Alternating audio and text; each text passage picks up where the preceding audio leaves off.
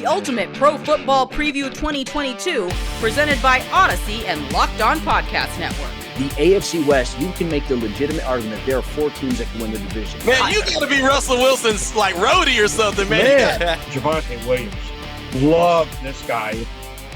It's time for another episode of the Ultimate Pro Football Preview 2022, presented by Odyssey and the Locked On Podcast Network, your team every day. This 8-episode series is taking you division by division across the NFL, getting you ready and answering all of your burning questions ahead of the 2022 NFL season. And to do that, we're joined by all of our Locked On local NFL experts who cover your favorite teams and know them back and forward like no one else. That's over 50 different experts that are going to be coming through over the course of this program. We're also going to be joined by Lee Sterling, one of the leading betting experts across all sports from the Locked On Bets podcast, and former NFL scout Matt Williamson, a part of the Peacock and Williamson NFL show, to give you his predictions across the division. And of course, I'm your host, Ross Jackson, the daily host of the Locked On Saints podcast. But throughout this series, I'm going to help you go division by division to get you ready for the NFL season. And today, it's the AFC West, one of the most competitive, consistently competitive divisions across the NFL. Just got better this past off season. The Chargers have loaded up on a defense to help to support their young rookie, not even rookie anymore, but just star quarterback in Justin Herbert. Patrick Mahomes is still Patrick Mahomes. Andy Reid is still Andy Reid. And that means the Kansas City Chiefs are still very much the Kansas City Chiefs. Devontae Adams and Derek Carr reunite after their older playing days back in Las Vegas. The Raiders have gotten much better. And of course, the Denver Broncos upgrading the most important position on the field at quarterback with the addition of Russell Wilson this off season. Which team is the most improved? Who's the second best quarterback? And where should you be putting your money when it comes to the AFC West? We got all that coming up for you here as we get started with today's episode of the Pro Football Preview 2022, kicking it off with the make or break stories of the AFC West. Make or break. All right, everybody, it is time for the AFC West, one of the consistently most competitive divisions across the NFL. And here at the Ultimate Pro Football Preview 2022, presented by Odyssey and the Locked On Podcast Network, we've got nothing but the greatest here to help us break it all down. From Locked On Chiefs, we've got Chris Clark. From Locked On Raiders, we've got your boy Q. Locked On Chargers, David Drogmeyer, and Cody Rourke of Locked On Broncos. And Cody, I actually want to start with you here because when we talk about make or break stories, perhaps the biggest offseason story in the division happened in Denver with Russell Wilson being traded over from the Seattle Seahawks. Is that the make or break story for this team going into 2022? Or is there something else that you're looking at around Russell Wilson? Well, I would say that it makes the Broncos season. For the last 7 years since Peyton Manning retired, it's been a conversation every year that we've done these shows. Maybe this is the year they have the quarterback. And now they have a guy who's been proven consistently throughout his entire career in the National Football League, has been to 2 Super Bowls, has won 1 Super Bowl, just signed a mega contract extension with the Denver Broncos as well. So he'll be in the AFC West for at least the next 7 years alongside the Patrick Mahomes, the next potentially upcoming Justin Herbert, and Derek Carr. It's going to be the wild, wild west here, but Russell Wilson makes the Denver Broncos this upcoming season. For him, he is the electrifying factor that will draw people from the national media side of things. Not to mention, when the Broncos travel, Russell Wilson, he commands a lot more Broncos fans to want to go to those games on the road. They didn't get that with Teddy Bridgewater or Drew Lock. Yeah, as much as we love Teddy Bridgewater as a person, he is not the draw that Russell Wilson is. There's no doubt about that. Let's head across the way here to the Kansas City Chiefs. Chris Clark, Locked On Chiefs, the make or break story for Patrick Mahomes, Andy Reid, and those perennial Super Bowl contender Kansas City Chiefs. The make or break story, I think, has to be, trading away Tyreek Hill. I think it makes or breaks this team this year because it's going to be such a shift in what they're going to do offensively. Bringing in new pieces, and we'll get to this a little bit later in the players that they brought in, but really changing the offense and changing the way that they're going to try to attack defenses. I think that's the make or break story in this season for Kansas City. From a wide receiver loss to a wide receiver gain, your boy Q, Locked On Raiders, Devontae Adams reuniting with Derek Carr. What's the make or break story there in Las Vegas when it comes to those two and those Raiders? Well, it's obviously Devontae Adams is going to be the big story, and that's obviously a make or break story when it comes to the Raiders. But also, they have a new regime, led by head coach Josh McDaniels coming over from the New England Patriots. And I think the combination of Devontae Adams, Derek Carr, the weapons that are there, and by the way, an elite play caller for the first time in a very long time in Josh McDaniels is also going to be a big time make or break. So it's really about how Josh McDaniels gets the most out of the offensive weapons that he has now, led by Devontae Adams, Derek Carr, Darren Waller, and Hunter Renfrow. Looks like it could be a scary situation for opposing teams, but the whole division looks like it'd be a scary situation. So should be a lot of fun to pay attention to and monitor. And one defense went from good to, maybe even great at this point. The Los Angeles Chargers, very busy over the course of this offseason. David Drogmeyer, what's the make or break story there in LA? Well, it's the revamped defense. I mean, it has to be. The Chargers gave up 140 rushing yards per game last year, and that's just not going to cut it. So a lot of the moves were tailored at fixing that exact problem, bringing in a couple of big hogs in the middle in Sebastian Joseph Day and Austin Johnson. And then, of course, you trade for Khalil Mack, just guys that have a reputation of stopping the run, and the Chargers desperately need that. We'll see if those moves actually pay off this season. Now, as we go through these make or break stories, what I hear are a lot of improvements, particularly, sorry, Chris, for the Raiders, Chargers, and Broncos. Who's the most improved team in this division right now? That's a tough one. Yeah, I would say that it probably has to be, you'd probably have to say the Broncos because the quarterback's the most important position in football, right? So I would probably have to say it has to be the Broncos are the most improved, but there's a lot of improvements around the whole division, really. That's exactly where I was going to go with it as well, Q, is that you get the most important position figured out and the rest of it can really follow. So I think it has to be the Broncos, new regime, new quarterback. It's going to be fun to watch. It's going to be a fun division. It is. David, do you agree there? Locked On Chargers, is it the Broncos, or do you feel like the Chargers may have at least a stake in that argument?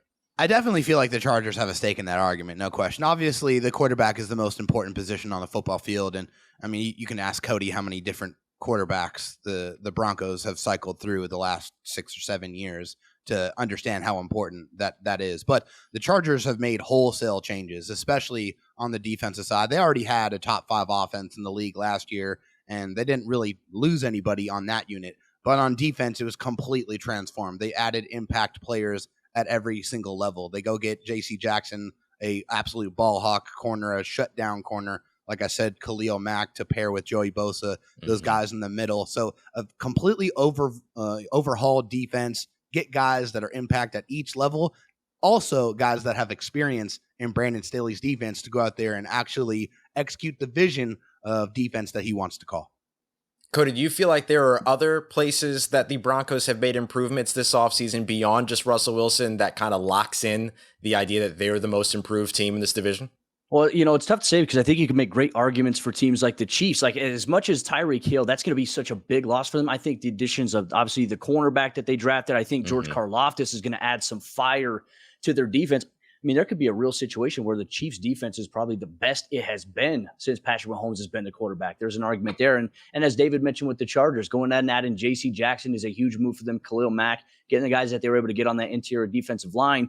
Denver has, some improvements, some new additions, but for the most part, they're returning a lot of last year's team, minus, a couple positions. I think the addition of Randy Gregory will be very big for this Broncos team if he can find a way to stay healthy. He and Bradley Chubb are kind of in line to start at the edge rusher position for Denver alongside Draymond Jones, who's there, Baron Browning switching from inside linebacker to edge rusher, and he's looked like a freak so far in the offseason.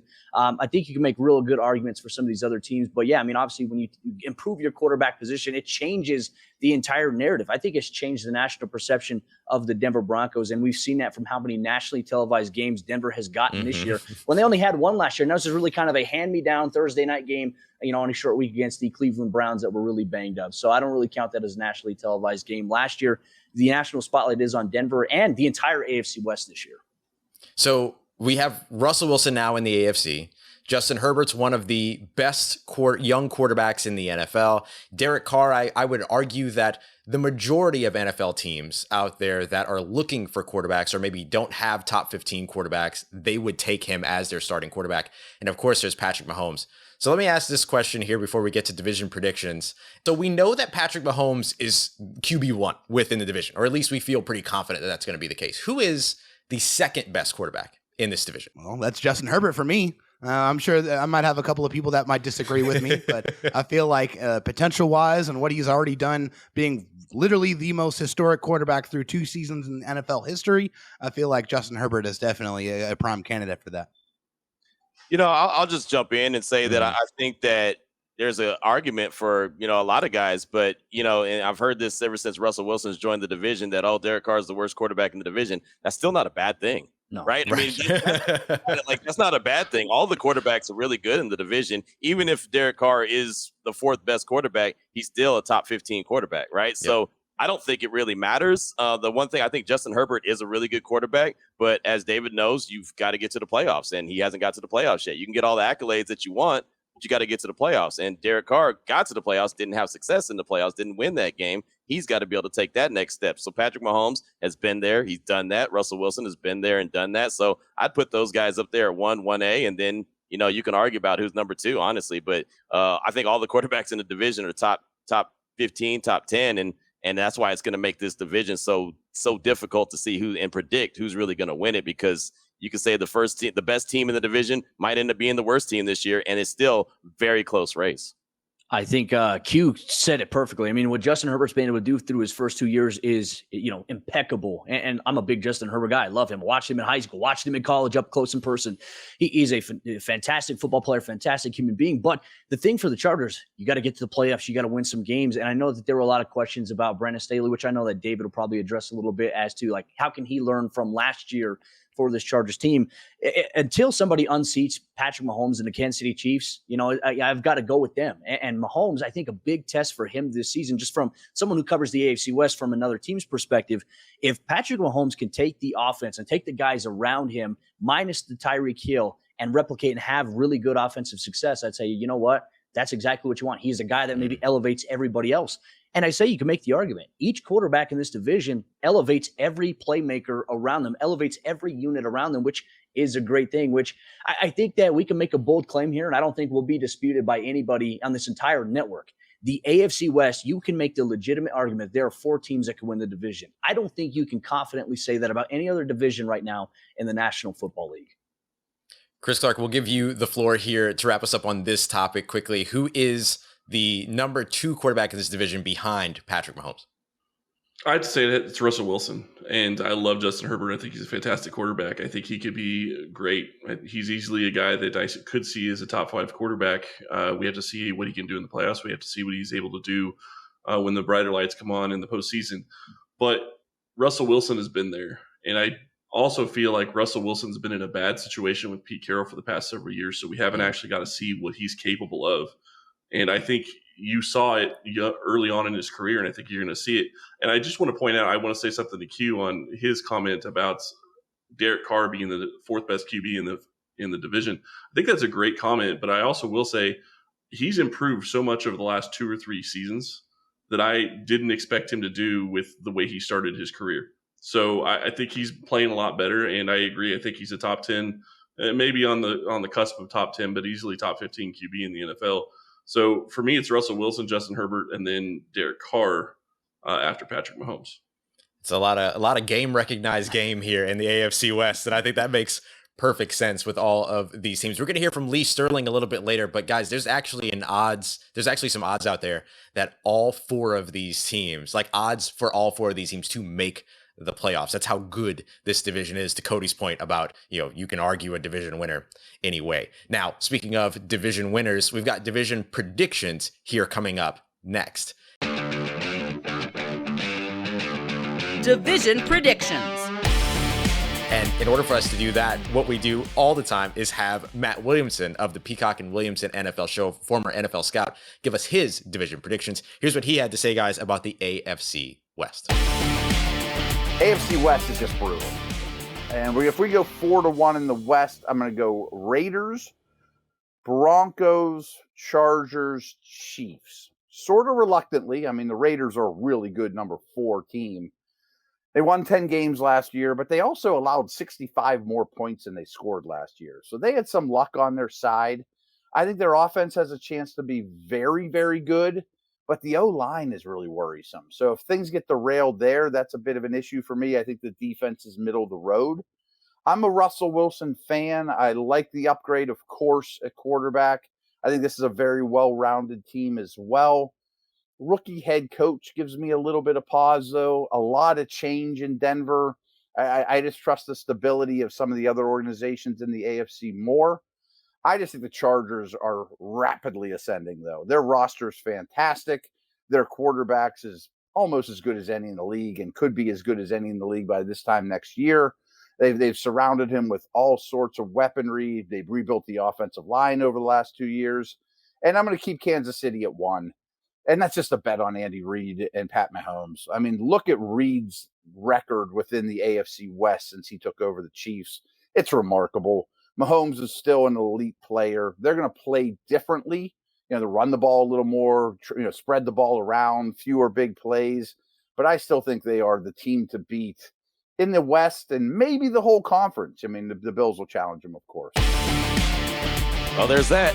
I think that, Matt obviously knows what he's talking about when it comes to the league. And I think he knows what he's talking about when it comes to the AFC West. I just think it's, not as easy as everyone's dialed up, because I think that the division's going to really cannibalize themselves. They're going to eat each other up. I mean, every game is going to be, a slugfest, a knockout, drag out, competition. And so, just speaking from the Raiders' point of view, he talks about the Raiders, didn't score as many points as they gave up, but they still found ways to win 10 games. And, the last 2 years, Vegas has had them to only win a certain amount of games, 6 and then 8. And they've topped that both the last 2 years. So I believe that the BetOnline.net line is about 8.5 for them this upcoming season. So I would probably bet on the over again. And does that mean that they're going to be the 4th team? Maybe.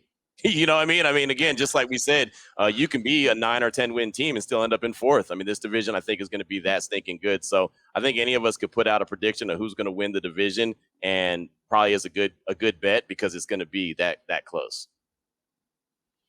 David, David Drugmeyer, Locked on Chargers. The folks that are watching and that are listening weren't able to see it, but I caught it. I saw the eye roll when it came to betting on Andy Reid and Pat Mahomes. What was that about?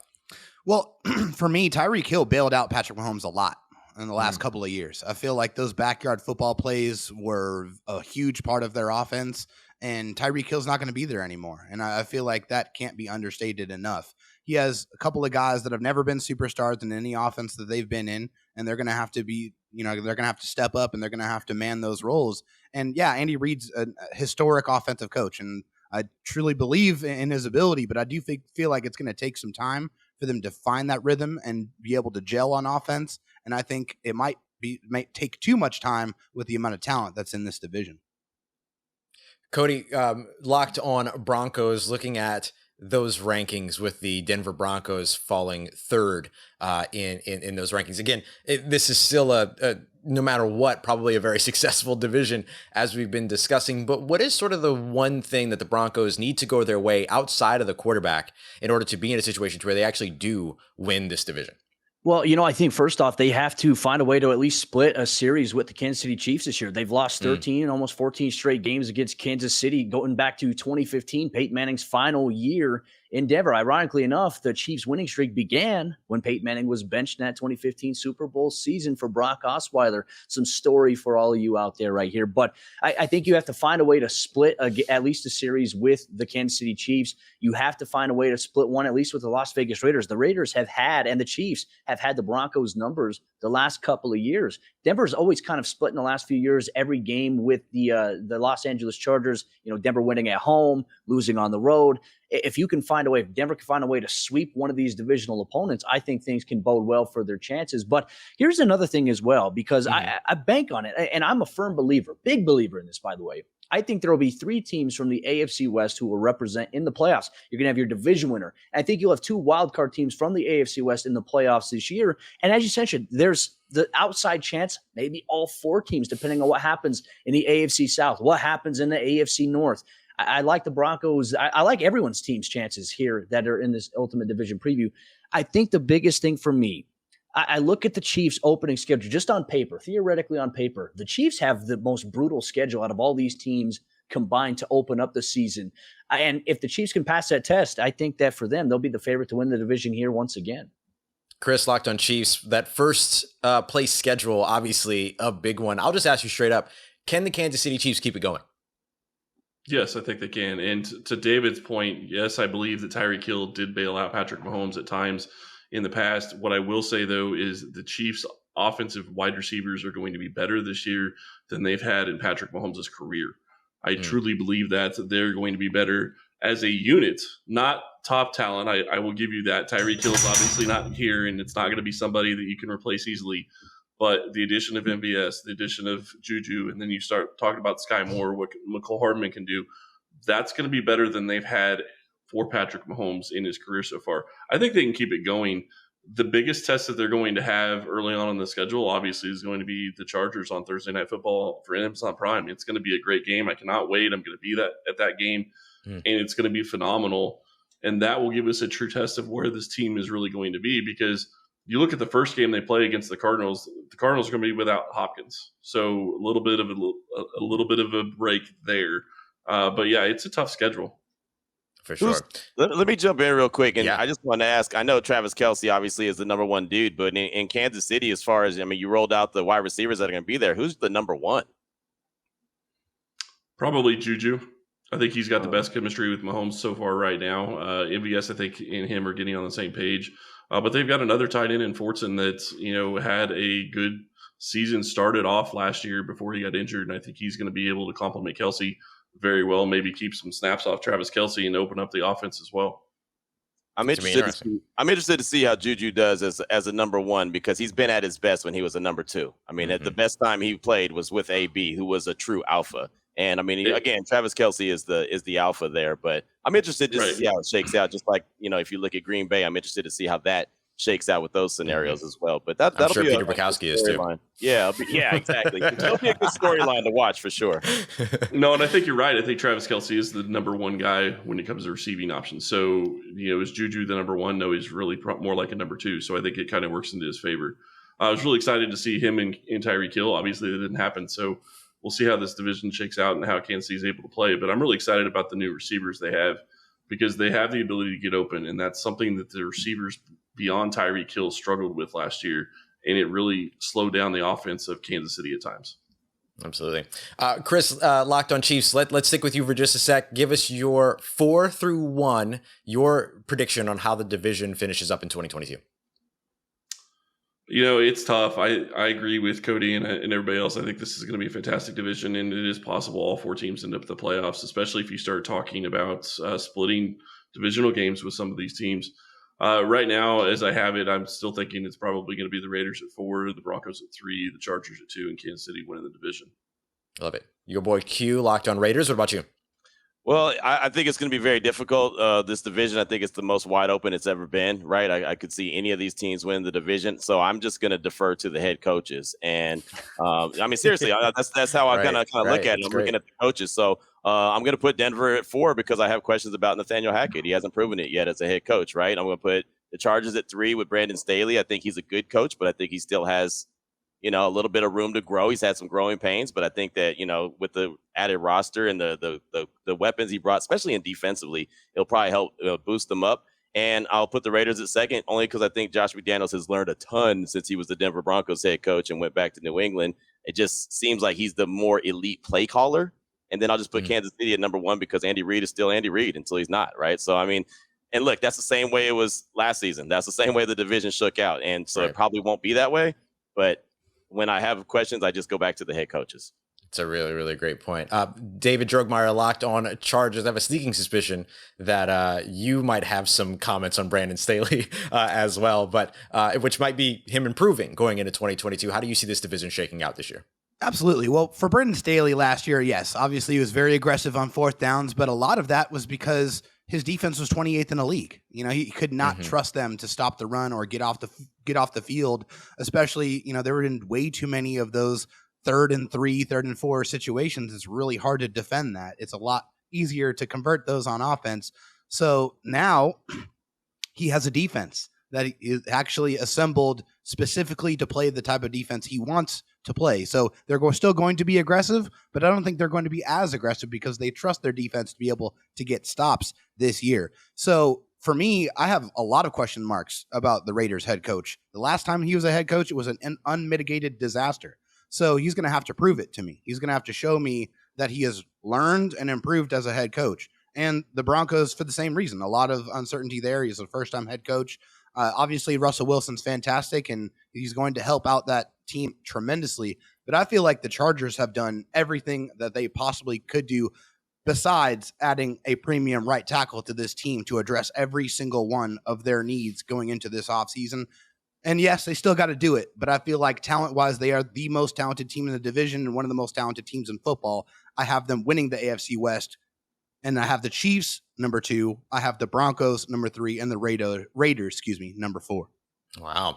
Let's jump over to Cody Roark, Locked on Broncos. Take us home on the division predictions, 4-1, buddy. How do you see it shaking out? It's going to be very tough. For me, having been around the Josh McDaniels experience, I think for me, I have a huge question mark around him, right? Because in Denver, he was not good at building relationships with players. And when he went to St. Louis, it was kind of the same ordeal there.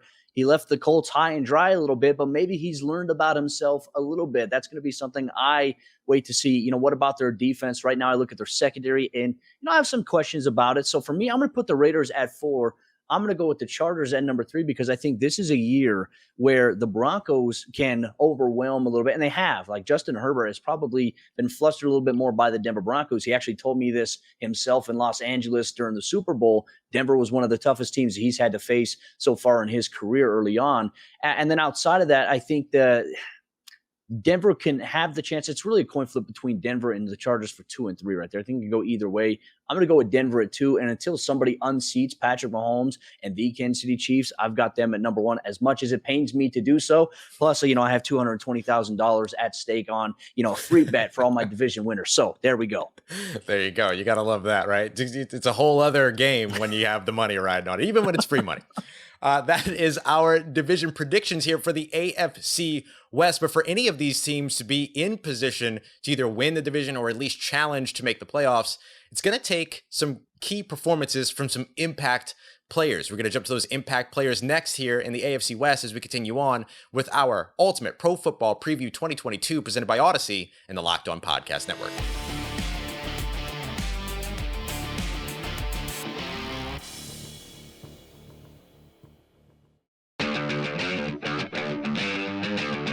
Impact players. All right, everybody, continuing on with the Ultimate Pro Football Preview 2022. Thank you again for being here with us. And of course, big thank you to our partners over at Odyssey and the Locked On Podcast Network, your team every day. Continuing on here with our AFC West division preview. Guys, this division is incredibly exciting. We know everything that we need to know about the quarterbacks in this division. I mean, we've spoken about it quite a bit here. So I'm going to ask you to tell me about some of the impact players, maybe one on offense, one on defense, and some other guys you're keeping your eye out on that are going to help it all happen around the quarterback. David Drogmeyer, Locked On Chargers. Let's start with you. Around Justin Herbert, who are the guys that are going to help it all happen? Well, Justin Herbert has an embarrassment of riches as far as offensive weapons are concerned. Keenan Allen is one of the premier wide receivers in the league, a phenomenal route runner, a guy who has done it year after year after year. So and often disrespected. Let me say it for you. Often disrespected. Yeah, which I don't understand. I mean, you poll wide receivers around the league and you ask them, who do you watch to get better as a wide receiver? A lot of the times they're going to say they watch Keenan Allen. And that's because he's a true technician at the wide receiver position. So you always have to acknowledge Keenan Allen. Mike Williams, a guy who signed a big contract. He's the big play guy. He's a 50-50 type of receiver. It's more like an 80-20 guy. He just seems like he always is able to go up and get the football in the big moments. But I'm actually going to go to a lesser known position here, a less exciting position, but incredibly important for the Chargers, and that's the right tackle position. They that had a switchover this offseason with Trey Pipkins earning that starting right tackle job. He filled in admirably last year, a couple of spot starts. He was fantastic. This is a guy who came from a very small school in Sioux Falls and really had a tumultuous journey, working his way to becoming the starting right tackle of the Chargers. If they can get even average starting right tackle play, this could be one of the best offensive lines in the NFL for the Chargers. That's a great situation to have for a young quarterback as explosive as Justin Herbert, of course. Cody Rourke, Locked On Broncos. We'll go to you next. Impact players, the guys that kind of already know the system that can have a huge impact in 2022. Well, kind of staying away from the stereotypical, hey, Russell Wilson's going to be the most impact player. We got to take a look at the pieces around him. And I think one player, well, actually a couple. I mean, the Broncos really struggled with Teddy Bridgewater because Teddy Bridgewater is more of the check down type of guy. He's not the guy that's going to take consistent shots downfield. It's going to benefit Cortland Sutton in a big way. But I think the guy that's going to benefit the most and have the most impact this season from the receiver standpoint, and there's many that I can name off here, I think it's going to be Jerry Jeudy. We're going to finally see the breakout year for him because the first couple of seasons, I mean, he had Drew Lock as his quarterback. Then last year, he had Teddy Bridgewater. Then he suffered in week 1 a high ankle sprain that we all thought was a broken leg at first, was able to return 8 weeks later. And then Pat Ramirez wanted to use him as a decoy on jet motions without actually getting him involved in the offense. He's been a big focal point, his ability to create separation as a route runner. We talk about Keenan Allen being a great route runner. You can have a guy like Jerry Jeudy in that same conversation. Now, for him, can he focus on the ball? A lot of his issues so far with drops throughout his career have really just been concentration drops because he's getting open, but he's trying to make a play before he even has the ball in his hand to get upfield. He and Russ have developed a really strong chemistry to a point where even Jerry is attending the quarterback meetings inside that position room. For me, it's going to be Jerry Jeudy. Chris Clark, Locked On Chiefs. Who are the impact players around Patrick Mahomes in 2022 that people need to know? Obviously, Travis Kelce is going to be the most impactful player on the offense. I think you have to look at that and what he's been able to do in the league. I think he's still the best tight end in the NFL, and what he is able to give Patrick, and they're on the same page at all times. There's plenty of wide receivers to talk about. We can talk about later when we talk about newcomers. But Travis Kelce takes this offense to a whole new level, especially at that position. Flip it over to the defensive side, and I'm going to say L'Jarius Sneed. And it's because you start looking at guys in this division, and it's going to be going against, Keenan Allen, Mike Williams. It's going to be Jerry Jeudy. It's going to be Cortland Sutton. And I will say this real quick, Cody, I'm very nervous about Cortland Sutton this year because he's finally coming back, I think, from the injury full. And I think that'll be big for the Broncos. I didn't get to say that earlier. And then you have, Devontae Adams, Hunter Renfrow in with the Raiders. So corner is going to be such a key position for Kansas City. And obviously they went and drafted a corner. I think he's going to be good, but he is going to be a rookie. So I think L'Jarius Sneed is going to play a key role on this defense. Love some Louisiana Tech love coming from Chris Clark today from Locked On Chiefs. Gotta love that. Your boy Q, same question for you. I know there's a lot of newcomers there, but what about the guys that are going to help it happen that are, more familiar with the system and have been there for a little bit, even with the new head coach? Yeah, I mean, I think that offensively, the Raiders have a lot of weapons right now. Of course, Devontae Adams, will get to him at some point in the show just because he's the newcomer. But, I mean, there's so many weapons. You have Darren Waller and you have Hunter Renfrow. That opens things up with the addition of Devontae Adams. I mean, who do you double, or how can you double, right? I mean, it opens everything up. But honestly, offensively, I think that, their bread's going to be buttered by the way of the running game. They have a plethora of running backs, and Josh McDaniels is a guy that likes to do running back by committee. It'll be led by Josh Jacobs, but you bring in Brandon Bolden from New England, you draft Zamir White, you draft Britton Brown, you have Amir Abdullah. I mean, you've got running backs for days, so there should always be a healthy dude. So as much as everyone's going to focus in on the passing game and what Derek Carr could do with Devontae Adams, I really think that the running back room is really where the most noise is going to be made. Those are the impact players for each of these teams that we're all kind of already familiar with, but the ones that are going to help it all happen. But what about the newcomers, the new faces we've got coming up next year at the AFC West? New faces.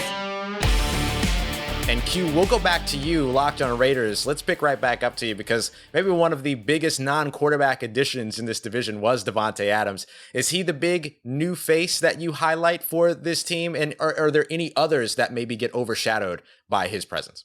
Yeah, I mean, there's two that I look at and I focus in on whenever anyone talks to me about, the new additions that the Raiders have. Devontae Adams is obviously the one that jumps off the page. He's the arguably best wide receiver in football. So he gives Derek Carr the best weapon he's ever had in the NFL. I mean, it's just simple as that. If you look at the weapons the Raiders have now, Derek Carr's never had these kind of weapons. And that's no disrespect to Amari Cooper or Michael Crabtree, but they're not Devontae Adams, right? So that's just the reality of it. But I honestly think, and I know there's question marks about this guy when he was a head coach in Denver, I get it, but Josh McDaniels is an elite play caller. I don't think anyone can argue that, right? I mean, he can be whatever you want to call him as a head coach, I think he's an elite play caller, which is what Andy Reid is in Kansas City. And so that's why I think that he's going to be able to help the Raiders overcome what their biggest Achilles heel is, which is the red zone. They sucked in the red zone. I mean, let's just be honest about it. They were terrible in the red zone.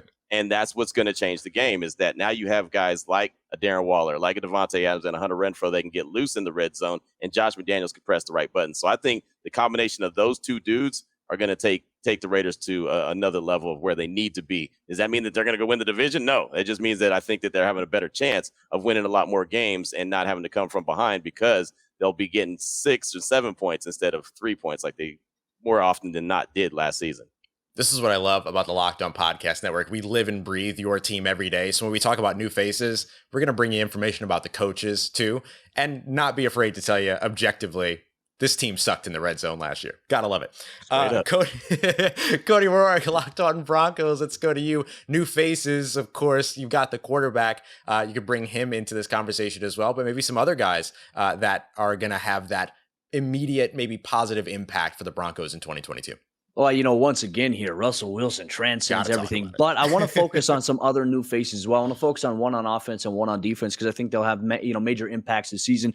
There's a rookie wide receiver that this Denver Broncos team has coming into this year, and his name is Montrell Washington out of Stanford University. Now, he's going to be a dynamic wide receiver there outside of KJ Hamler, Jerry Jeudy, Cortland Sutton. He's going to fit in a little bit as well. Had a very, very good training camp, had a very good preseason, developed a really good chemistry with Russell Wilson, and I have yet to see him drop a single pass. And he's caught passes in the middle of two defenders, heavy contact. He's been able to do that. But he's also going to help the Broncos out in an area where they were bottom ranked in the National Football League last year, and that is a kick return and the punt return game. He had a return of 27 yards, a 27-yard punt return early on in the preseason. He had a 34-yard kick return as well. He's going to give the Broncos and Russell Wilson the advantage of being able to start off in better field position, not inside their own 5, not inside their own 10. They actually have a dynamic guy that can flip field position for them as well. Defensively, I'm going to switch to another guy here, and I think that Randy Gregory could have a huge impact for the Broncos off the edge. And it all goes back to, can he stay healthy? Now, after he signed a 5-year contract with the Denver Broncos in the offseason, he had arthroscopic shoulder surgery, which the team knew about, and he's been back on the field as of late, and he is a sizable human being. But the thing that stands out to me, in 12 games of action last year with the Dallas Cowboys, he had 6 total sacks, but he had 29 total quarterback pressures in just 12 games. You combine him opposite of Bradley Chubb, and you factor in Draymond Jones, DJ Jones coming over from the San Francisco 49ers, and Deshaun Williams. That is a very, very scary front seven right there. And they have some other guys and different things that they're working in with Baron Browning. But those are two names that I'll highlight. Montrell Washington, wide receiver, he's a rookie, and Randy Gregory, opposite of Bradley Chubb. I did a show over at Locked On Saints not too long ago where I talked about who I think will be the top 5 defenses in the NFL by season's end. And I mentioned that Denver Broncos defense, which I think is one of the ones that not enough folks are talking about. I also mentioned that Chargers defense. I had to do it. And do we still give timeouts? Go there. Cody, you're on time now, man.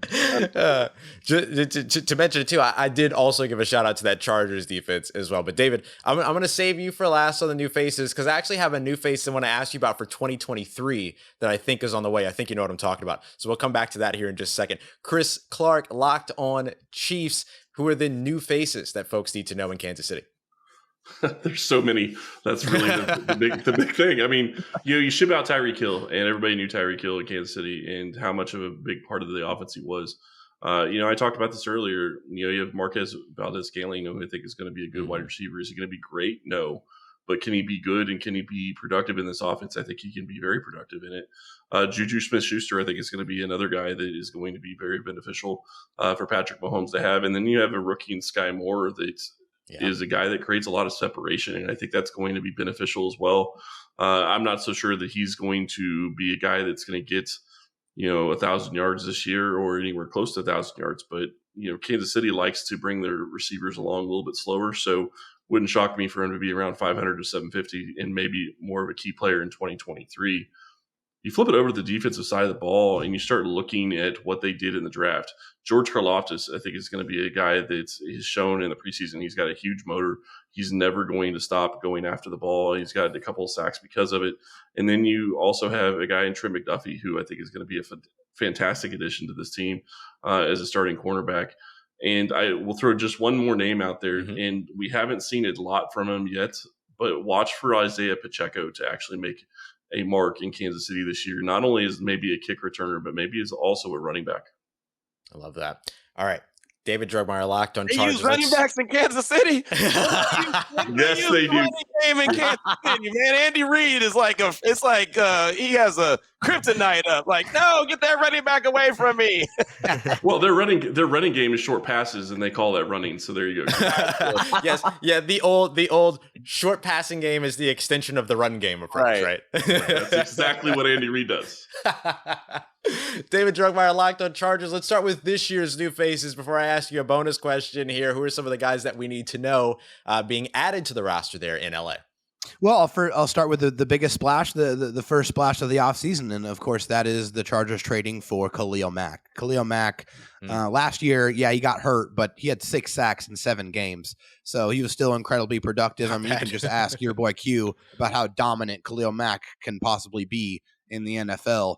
He is he's really just one of those true defenders. He's equally as good as a pass rusher and against the run. He sets a very physical, violent edge, but it's almost more importantly what it's going to do for Joey Bosa on the other side. Now it's truly pick your poison. You're going to have to block Khalil Mack and Joey Bosa, so good luck, have fun with that. So you can obviously getting after the quarterback's important, but also taking the football away is important as well, and that's why bringing in a shutdown corner, Mr. INT, J.C. Jackson, a guy who has 17 interceptions in the last 2 seasons alone. Those 2 pickups on defense are going to make an absolutely astronomical difference for this Chargers defense this year. And on offense, I'll give you one small one. It's going to be Gerald Everett, the tight end who's coming from Seattle. This is coming from a spot where he didn't have the best QB situation for most of the season, and now he gets to play with Justin Herbert. And also, Jared Cook had 70 targets last year, so he's going to get a lot of opportunities to make an impact on offense. I love Cody gave that look when he said quarterback situation in Seattle. He took that personal. Man, you got to be Russell Wilson's like roadie or something, man. You got some of that contract extension, buddy, man. What the hell's going on? I just don't get the Russ disrespect. Like, even Seahawks fans. I think Seahawks fans are soft. Seahawks fans are Well, it wasn't just Russell, okay? It wasn't just Russell. They did have Geno Smith, but you know that's more of what I'm talking about, just to be clear. I knew where you were going, David. Cody took that. No, my goodness. I knew what Cody's going to jump out of your skin for a second there. I wanted to highlight something there really quick because I think you make a great point, though. But here's the thing, too, about J.C. Jackson. He's better hope he doesn't have to go against Stephon Diggs. There we go. I ain't worried about Stephon Diggs until we get to the playoffs, my man. I'm going to send Cody a care package, man. You need God, man. Or maybe you should send me one. Hell, I think you on the payroll, man. I was going to say Russell Wilson might have to send him one. That 3 brand, man, I tell you what, is something else. But no, I do think when you look at a guy like Gerald Everett and even Seahawks fan, because I guarantee you there's a Seahawks fan that's going to see like a Russell Wilson thumbnail for this video and they're going to listen. I don't know why Seahawks fans are parading around thinking as if they're in a better situation with Geno Smith and Drew Lock. Good luck with that, though. Yeah, very. You're always better without your ex. You know that. Ignorance is bliss. You're always better without your ex until you are without your ex. Good looking. Who cares if she's a supermodel? She really is not. She's overrated. You know what I mean? Like, that's how it goes. We all know. I love the mention as well, of course, with Khalil Mack, who's now kind of making his return to the AFC West. Of course, that's going to be a big storyline throughout. And then as John Gruden once, well, I have to be careful about all the things that John Gruden did once say. But as John Gruden once said, after trading Khalil Mack away, let me put it that way, good pass rushers don't grow on trees, which is always a really interesting thing. But okay, I want to get to a little extra question here before we wrap up, guys. And this is just for David here, but this is something maybe you all have a little bit of insight on. In 2023, when we're doing the preview before that, I have a feeling that, David, I'm going to come to you and I'm going to ask you the question about the most important new face, and you're going to bring up Sean Payton. Because that's my expectation, is that Sean Payton will go to the Los Angeles Chargers. Is that something that you would like to see, or does that kind of depend upon Brandon Staley's performance here in 2022?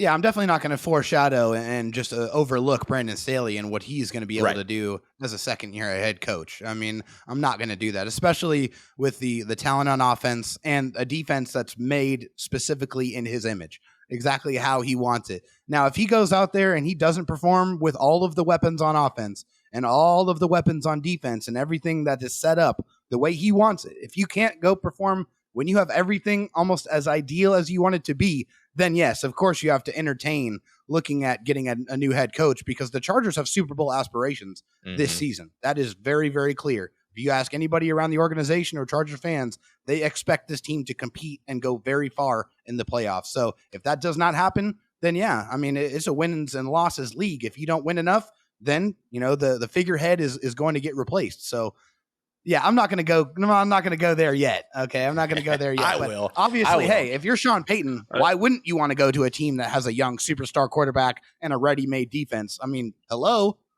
Coach Nugent's there, former hire of Sean Payton. Coach Lombardi is there, former hire of Sean Payton. Will Clapp is there. No, I'm just kidding. But he's going to end up in Dallas next year. We all know. Yeah, Jerry Jones ain't going to let that slide.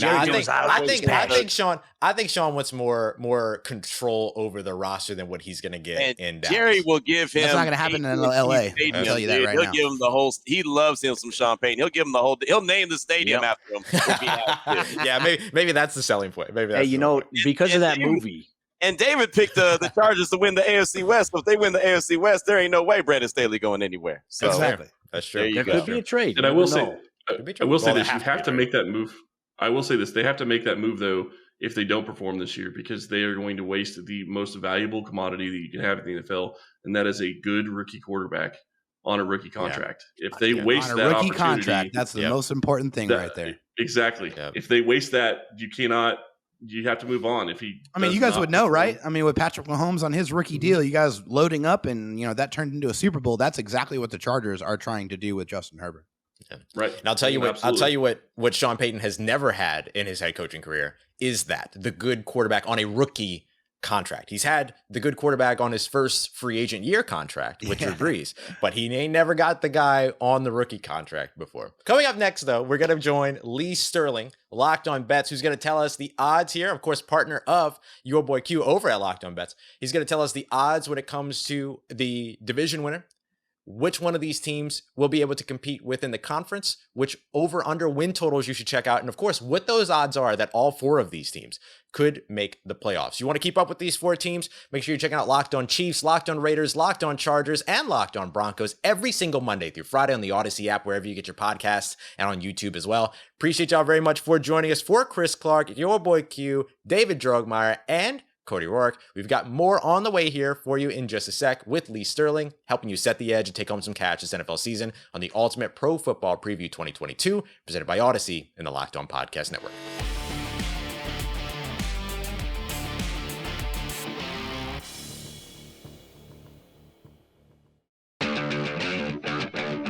Setting the Edge with Lee Sterling of Locked On Bets. All right, everybody, Setting the Edge with Lee Sterling is back, making sure that you're getting all of the information that you need from the betting front, division by division here on the Ultimate Pro Football Preview 2022. Of course, you can find Lee and your boy Q every Monday through Friday at Locked On Bets, so you can keep up with everything going on across all sports and get your betting advantage. You can also follow Lee on Twitter at Paramount Sports. Lee, we're off to the AFC West, traditionally one of the more competitive divisions in the NFL. Kansas City Chiefs right now favored to win that division again, plus 180. Los Angeles Chargers jump up to second, just in terms of what we've seen in recent past, plus 225.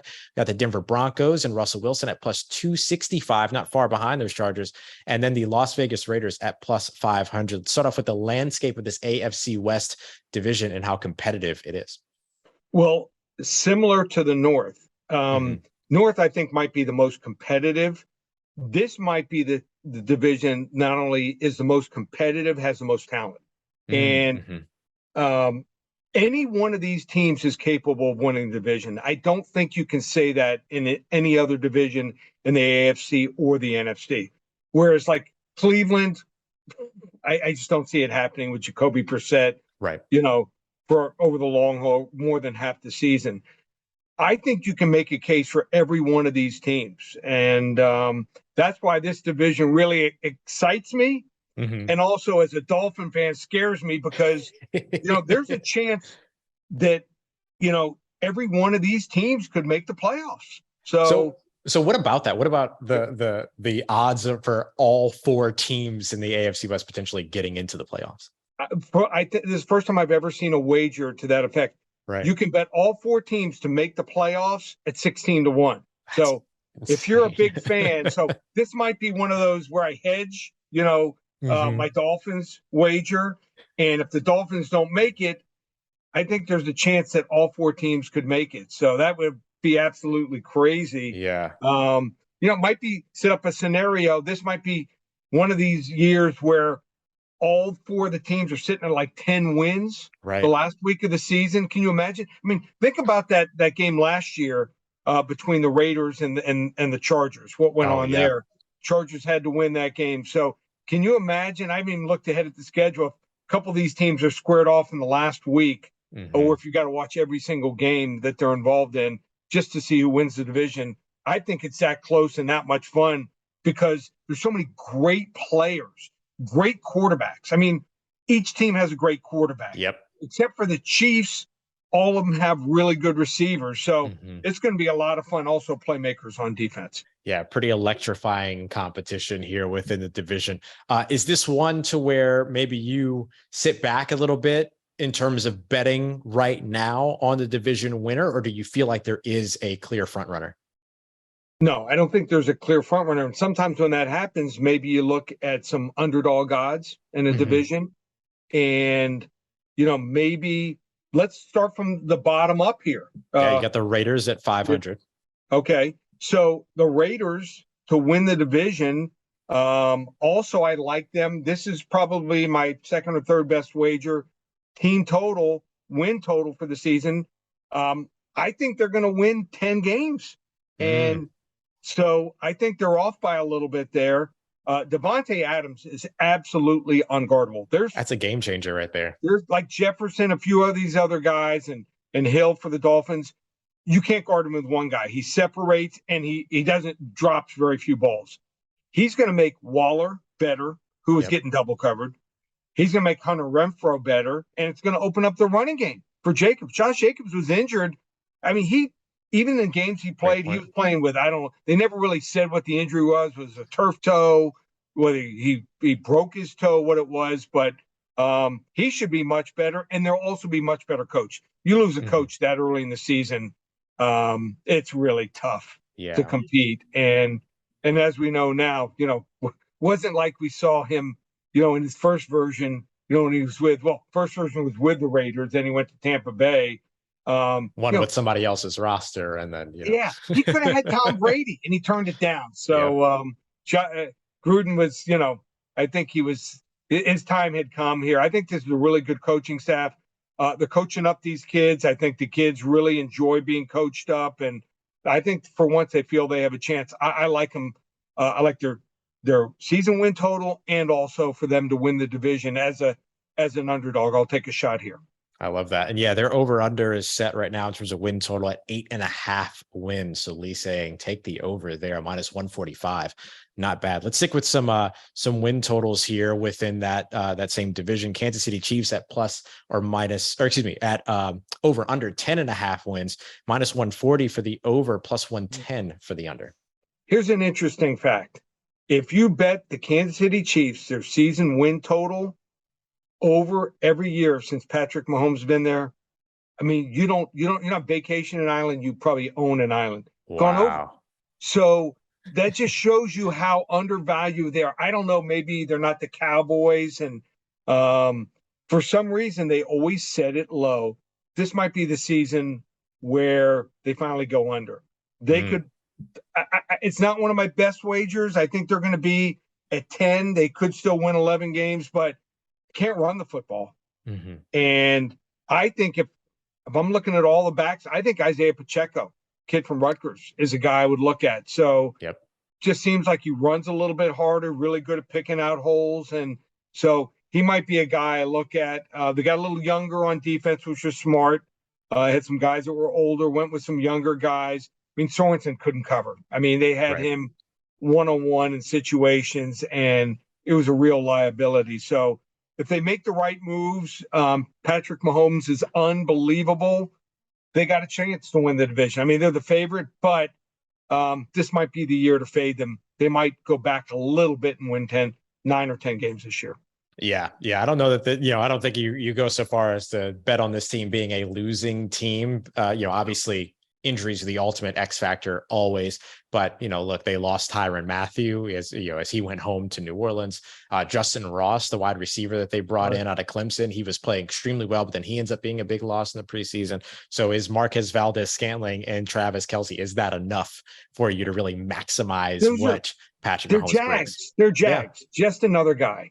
So, I mean, Travis Kelce is probably going to catch 130, 140 balls this year. I mean, he's going to look early and often to him, but without Hill, I mean, they're going to be able to play him a lot different. Yeah. Don't have the guy, right? Yeah. Los Angeles Chargers also had 10.5 wins, -130 for the under, +100 for the over. How are you feeling about the Chargers in Los Angeles? Who I believe, by the way, are going to be Sean Payton's team next year. By the way, I believe that's where he coaches. I can see it happening. Yeah. Little inside info there. So this was at 10. And if you like the over, then you should have bet it. At 10.5, I don't like it. Yeah. I think they're the most talented team in the division. Just injuries. I don't know what their training staff does, but whatever they're doing, it's been wrong. It ain't working. And mentally getting over the hump, they just can't win big games. Now, the coaching staff is much better than what they had before, but Staley, he likes to take a lot of chances, maybe a few too many gambles. And I think that's, what might have cost them a game or two last year. Their coaching staff before that was so bad, it cost them 4 or 5 games. Right. They couldn't win a close game. They had, so many times they were first and goal on the 1 and couldn't put it in. I think they're going to be better, and I could see them winning 11 games, but at 10.5, I don't want to bet it. So I like the Chargers. I think they've got a good chance to make the playoffs. I'm still not all in on them as a team. Love their quarterback, but and love the talent. But is it finally going to mature into something? Remains to be seen. Yeah, they've got a loaded roster, but coach has got to get out of his own way over there. Denver Broncos, 10 wins for the over-under there. So, like we said, this is a very, very competitive division. -130 for the under, +100 for the over. So their defense will be very similar to last year, which I think is good enough. 2 big upgrades. Obviously, quarterback Russell Wilson. I still think he has 1, maybe 2 good years. But here's an interesting thing. When I was studying film of him and watching games last year, he was out reading coverages, right? Where he used to, I don't know whether it was film study or he's disinterested. He knew they weren't the same team. His offensive line was terrible. There was a bunch of coverages that he just totally misread and threw some pick sixes on and some incompletions. So maybe he'll be focused again, and I think you're going to see that out of him. But if he has problems, maybe something's going on. But I think he's going to bounce back and have a big year. And Javonte Williams, love this guy. I mean, if you're in fantasy, big, strong, fast, really good vision. I thought they should have played him more. They waited really till the last 4 games to put, to make him the workhorse. But he is a stud. He's a, fantasy, he could end up top 3, top 4 guy. So he is that good. I think they're going to win 11 games this year. I like the over with the Denver Broncos. I'm so grateful to hear you say that about Javonte Williams, because I was offered a lot for him in a dynasty league, and I did not give him up. Right. So, I'm banking on exactly that same level of success. So I drafted him last year. I got him in like the 9th or 10th round, and just they didn't play him enough. If they had played him earlier in the season, he would have been the steal of the year. But he's talented. So sometimes that's the biggest problem in fantasy or anything else is what a team can do. You see that talent, and the coaching staff doesn't get it out of their players. Yeah, that tends to be a little bit too much of a case sometimes when it comes to fantasy football. Thanks, Bill. The next piece here is the conference, of course. Now, this is great. This is all 4 of these teams are in the top 8 when it comes to the odds here. Kansas City Chiefs plus 600 to win the conference. Los Angeles Chargers plus 650 to win the conference. Denver Broncos plus 1,200, and then Las Vegas Raiders plus 1,800. What do you like here? What are you staying away from? I would take a shot with Denver. Plus I think Denver is a team you take a shot with, like Baltimore. I also think they're 2 teams that are dangerous. Quarterbacks get hot. They get home field advantage. They've got a chance. Now, you don't want to have them go to Buffalo or Kansas City. But if they have to go the gauntlet, if they have to play, like, let's say, in Kansas City and then play at Buffalo, it's going to be tough. But I think Denver can do it. I think if they can win the division, you only have to play maybe 1 game on the road at Buffalo. Russell Wilson, and with that running game, they can do it. So I'll take a shot with the Denver Broncos. I think you like the battle-tested nature of anybody coming out of this division, right? Like, that's going to be a hard-nosed team ready for some postseason football. It's fun. Yeah, like I said, I'm going to go with an underdog to win the division, take a shot with the Las Vegas Raiders, but to win the conference, probably the Denver Broncos. So kind of hedging my bet there, because all 4 teams, any team can win this division. Yeah. And lastly here, let's take a look real quick. The top 2 teams from this division in Super Bowl odds, plus 1,000 for the Kansas City Chiefs, plus 1,100 for Los Angeles Chargers, makes them 4th in Super Bowl odds, above the reigning champions last year, the Los Angeles Rams. How you like those? Well, if they make it to the Super Bowl, I think they have a good chance of winning. So, I just, Super Bowl, there's so many things that can happen. I rarely bet Super Bowl odds, especially with a division this tough. So I think they've made the odds. They're pretty sharp on the odds. I'm just going to stay away from it, but could be a whole lot of fun watching all 4 of these teams.